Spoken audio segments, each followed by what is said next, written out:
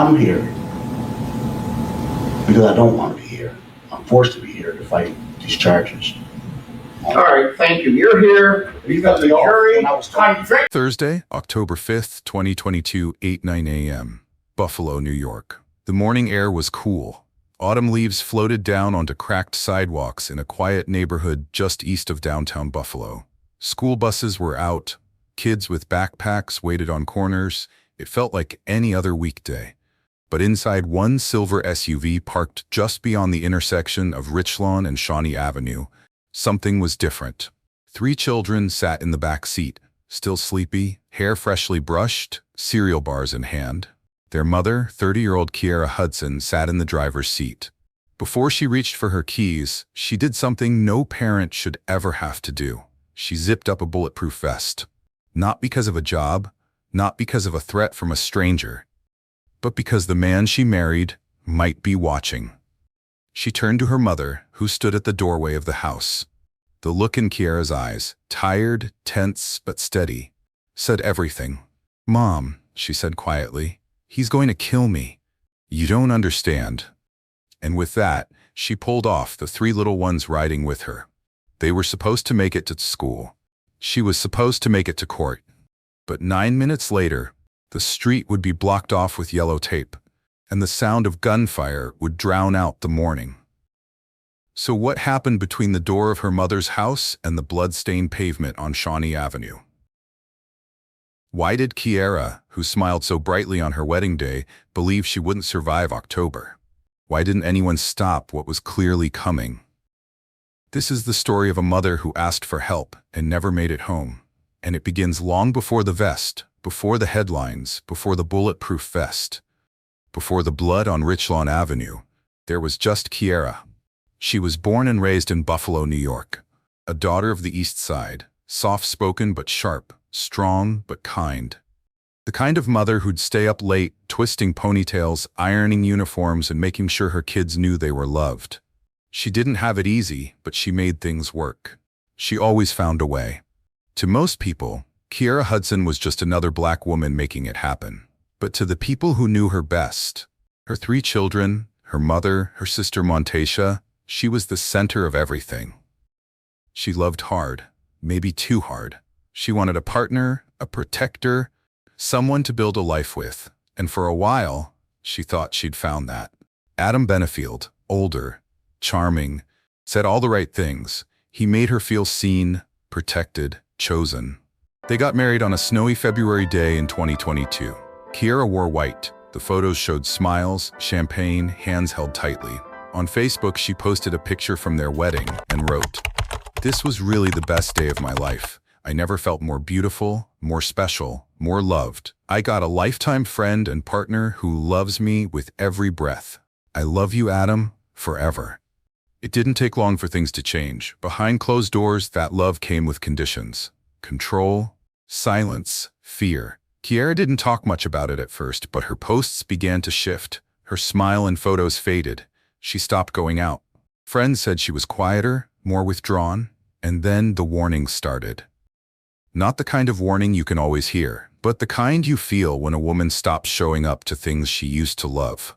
When she texts you just to say, "If anything happens to me, check my phone."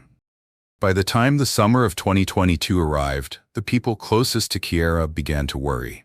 Her sister Montasha tried to pull her back. Her mom begged her to stay home. But Kiara, like too many women, thought maybe she could fix it. Maybe if she stayed strong, stayed patient, stayed loving, maybe it would stop. There were no cameras in the room the first time Adam raised his voice, or the first time he broke something, or the first time he told her she couldn't leave. But there were witnesses, there were signs, and Kiara, slowly, cautiously, started to speak. She told her sister things weren't right. She kept records, shared passwords, made sure somebody else knew the truth. She wasn't naive, she wasn't confused. She knew exactly who she was dealing with. The woman we saw in that bulletproof vest wasn't panicking. She was preparing. Because by fall, the love she once celebrated in that wedding post had become a threat. And she knew it. Wednesday, September 28, 2022 evening, Kiara was at home. The same home she had once hoped would be a safe place to raise her kids. That night, it became a holding cell. Adam Benefield was angry. According to reports, it began with threats, then a knife. He blocked the exits. He took her phone. He beat her with his fists, leaving her bloodied and bruised. She tried to escape, but couldn't. When it was over, he didn't call for help.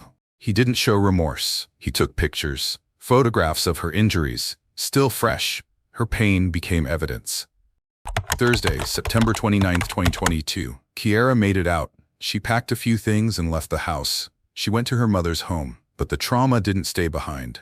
That day, she posted a 7-minute video to Facebook. No filter, no edits, just the raw footage of what Adam had done to her. Her caption read, "This is what this man does to me, but I'm always treated like I'm the abuser." She wasn't venting, she was documenting. It wasn't the first time he had hurt her. But this time, she wanted the world to see it. She had learned not to trust silence. Sunday, October 2nd, 2022 night. Just days after the video, Kiara called police again. She was staying at her mom's house, but something felt off. She believed someone had broken in. Officers responded, but didn't find anyone.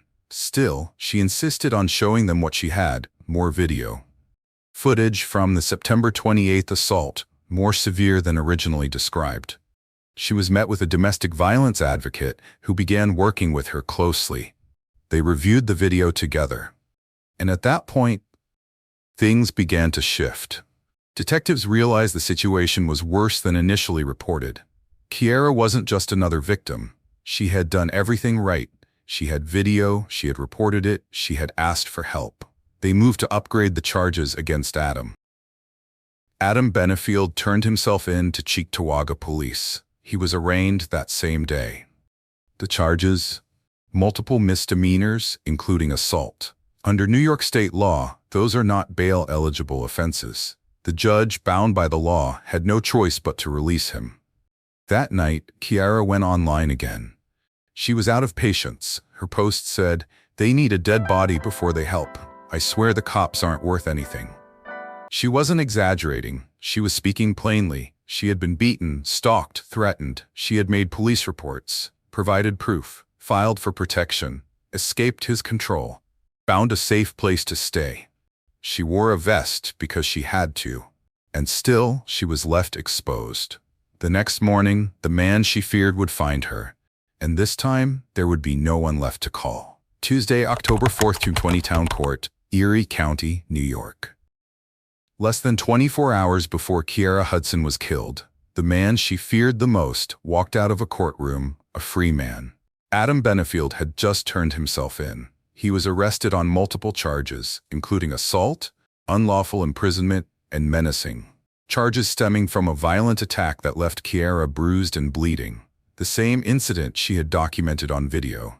The same night she bled on the floor while Adam stood over her and took pictures. But despite the evidence, despite the reports, despite her voice, her fear, and her warning, he was released. Under New York state law, those charges were misdemeanors, and that made them non-bail eligible, which meant the judge, James Spire, was bound by a rule that didn't allow him to consider the danger Adam posed, only the category of his crimes. There was a stay-away order, but it didn't matter. Even the officers who had been working with Kiara said they were frustrated. They had done what they were supposed to do, but they knew it wasn't enough. The domestic violence advocate assigned to her case had just begun helping her find safer housing. The plan was in motion, but the clock had already run out, because the man they had just let go wasn't new to violence. His name was already in the system, and not just once. Back in 2000, Adam Benefield made headlines across Erie County. He had used a stolen car to chase down his ex-girlfriend, held her and another woman at gunpoint, forced them to drive to Grand Island. The police were on his tail for miles. He was arrested, sent to the Erie County Correctional Facility. But even there, he didn't stay. He escaped, climbed a 15-foot fence, razor wire and all, went on the run for 19 hours, locked himself in a friend's home, slashed his wrists, threatened to ignite a gas explosion inside the building. At the time, his trial was delayed due to concerns about his mental state. He was described as emotionally unstable, dangerous, violent. And yet, 22 years later, when Kiara showed police her injuries, revealed that he when was she shared her arrested and video, charged with when she told them she believed he would kill her, the law looked the other way. He wasn't held, he wasn't evaluated, he wasn't considered a threat. Because the system was written in a way that didn't allow anyone to say the truth out loud, that this man was a risk, that this woman was in danger, that we were one step away from a tragedy. So they let him go. And by morning, Keaira Hudson would be gone. Wednesday, October 5th, 2020, New York. Keaira Hudson was behind the wheel of her silver SUV. Her 3 children were buckled in the back, one of them just old enough to understand that something was wrong, the others too young to make sense of it. She had just left her mother's house, headed toward the school down the road. The sun had barely cleared the trees. She didn't say much that morning, just hugged her mom. Tight. Zipped up the same bulletproof vest she'd worn the day before. Then she got in the car and drove off. Less than 2 minutes later, she turned onto Richlawn Avenue. What she didn't know, what her kids couldn't have seen, was that Adam Benefield was already behind her. He wasn't supposed to be near her. There was an order. There was a record. There was a file with her name on it. None of that mattered now. Witnesses say he rammed her vehicle at the corner of Shawnee and Richlawn, just feet from a school bus stop. The crash forced her to a stop, and then he got out. He wasn't yelling, he wasn't frantic. He walked toward her door with a shotgun in his hands. In front of children, in the middle of a neighborhood, in broad daylight, he fired, more than once. The impact was immediate. Kiara didn't even make it out of the driver's seat. She died with her seatbelt still on. Her children saw everything. One of them, her daughter, locked eyes with the man who had just taken their mother away. And then he drove off. No mask, no disguise, just gone. Emergency crews arrived minutes later. The scene was already quiet, but the trauma didn't end when the gun went silent. It sat in the back seat. It sat in the arms of first responders. It sat in the faces of her family who were called to the corner of a street no parent should have to see. Her sister, Montaisha Jader, was the first to confirm what many already suspected. Kiara had told her. She had been sending messages, videos, passwords, anything that could explain what happened if it ever came to that.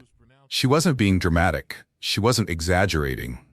She said she felt like she was being followed. She told people to keep an eye on her page. She warned them that something could happen, that it would happen. Montaisha stood outside the house that day and said the words no sister should have to say. She knew. She tried. She didn't stand a chance. Keaira Hudson didn't just lose her life that morning. It was taken in the exact way she feared it would be. And now her children are left with the memory of it, etched in their minds forever. Because she wasn't paranoid. She was being hunted. Wednesday, October 5th, 2020, Buffalo, New York. The sound of gunfire had barely faded when the search began. Adam Benefield was gone. The man Kiara had feared, the man the system released, had done exactly what she said he would do, and now he was running. Police launched an immediate manhunt. Roads were scanned, helicopters hovered overhead, tips came in. He was spotted, weaving through traffic, eventually entering the Kensington Expressway, heading the wrong direction. His vehicle was recovered, but he was already on foot. For hours, the city held its breath. By nightfall, he was in custody, arrested and charged with second-degree murder, aggravated criminal contempt, and 3 counts of endangering the welfare of a child, because his children were in the car when he pulled the trigger. For Kiara's family, the arrest was only the beginning of another kind of agony. They now had to plan a funeral. They had to explain the unexplainable to 3 children who saw it all happen. They had to walk into courtrooms surrounded by media, trying to keep their composure as they sat just feet from the man who destroyed their world. Her sister, Montaisha Jader, carried the weight of it publicly. She spoke to reporters, shared her sister's story, and became the voice Kiara no longer had. She talked about the warnings, the evidence, the protection order that came too late. She stood where no sister should ever have to stand, explaining how the people meant to protect her family let her down. Kiara's family did more than mourn. They fought back. They filed a wrongful death lawsuit against the Cheektowaga Police Department and the town of Cheektowaga. The claim? Systemic negligence. They argued that Kiara did everything she was supposed to. She called, she documented, she followed the law, and still she was left vulnerable. The criminal trial moved forward in Erie County. The evidence was undeniable. The jury didn't need long. In November 2024, Adam Benefield was found guilty on all counts, including the murder of the woman who had begged for protection just days before. And on December 23, 2024, a judge handed down the maximum penalty allowed by law: 25 years to life in prison. But no sentence can undo what was done. Kiara's children are still growing up without their mother. They're still living with memories that no child should have. Her family is still pushing forward, trying to turn pain into purpose. And the people who failed her, who watched her slip through the cracks, still haven't answered for why it took her death for someone to finally listen. This wasn't just the loss of a life. It was the loss of trust, the cost of delay, and the result of a system that decided paperwork mattered more than warning signs. Now, Keaira Hudson's name stands as a reminder. When a woman tells you she's in danger, believe her. Keaira Hudson did everything they tell you to do. She left, she called the police, she filed reports, she gathered evidence, she reached out to a domestic violence advocate, she wore a bulletproof vest, she told her family what to do if she didn't make it. She even documented the abuse, visibly, publicly, painfully, and still, she died. This wasn't just a tragedy. This was a pattern. In the United States, black women are 2.5 times more likely to be killed by an intimate partner than white women. And over 60% of those victims report threats before they're murdered. Many are dismissed. Many are told to wait until something worse happens. For Kiara, worse meant a shotgun on a school morning. She didn't have the luxury of being believed the first time, or the second, or even after showing them video proof of her face bruised, her voice shaking, her kids crying in the background. She was calm. She was clear. She said it plainly, "He's gonna kill me." But her words were met with paperwork, protocol, policy, and silence. Kiara's case didn't fall through the cracks. It was pushed through them by a system that wasn't built with her in mind. A system that couldn't see her fear as urgent. A law that didn't let a judge say, "This man is dangerous." A protection order that might as well have been a sheet of paper caught in the wind. She wore a vest not because she thought it would save her, but because it was the only thing she could control. She put her body between danger and her children. She didn't run. She didn't hide.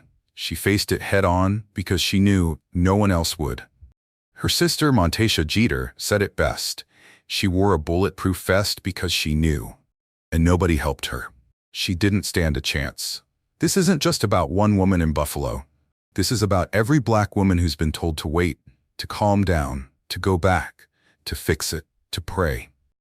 This is about the women who survive and the ones who don't. This is about the children left behind, asking questions no child should have to ask. This is about trust, broken, warnings ignored, lives taken.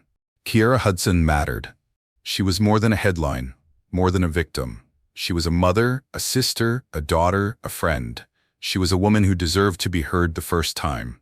Her story must be remembered, not for how it ended, but for how clearly she saw it coming. If you're in a violent relationship, you don't have to go through it alone. There is help.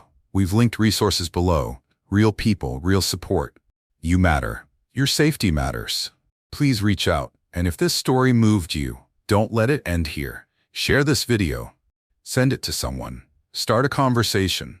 Comment her name. Talk about her like she was your sister, because she could have been. Say her name, Keaira Hudson. If you believe stories like this need to be heard, like this video, subscribe to the channel, leave a comment, and turn on notifications so you don't miss the voices we bring forward. Your engagement helps push these stories into the light, and maybe, just maybe, it helps save someone who's still out there trying to be heard. because the next woman might not get another warning. And we refuse to let her go unheard. Say her name, share her truth, and never stop demanding justice.